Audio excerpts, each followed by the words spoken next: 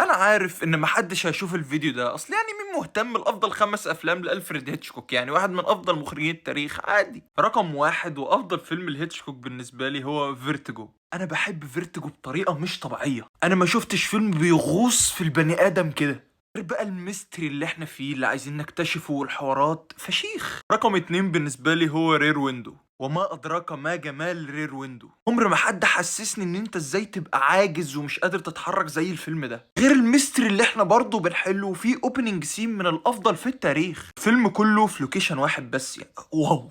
رقم ثلاثة بالنسبة لي هو سايكو. أنا بحب القايمة دي قوي، يعني رقم ثلاثة سايكو، سسبنس وتوتر من أول فيلم لآخره، تويستس في كل حتة تخلي دماغك تنفجر. رقم أربعة هو نورث باي نورث ويست، وتقريبا ده أهدى أفلامه، فيلم جميل فعلا، حاجة مغامراتي فنفنة معمولة بطريقة حلوة قوي. رقم خمسة هو ذا بيردز. ذا بيردز بالنسبة لي معمول حلو قوي، فيه تنشنة كده، وازاي انت تبني كابوس لدرجة ان انا خلاص ما عدتش قادر. وبس، لو عجبك الفيديو متنساش تعمل لي فولو، عشان 99% اللي بيتفرجوا مش عاملين فولو. وقول لي ايه احسن فيلم ليه بالنسبة لك في الكومنتس.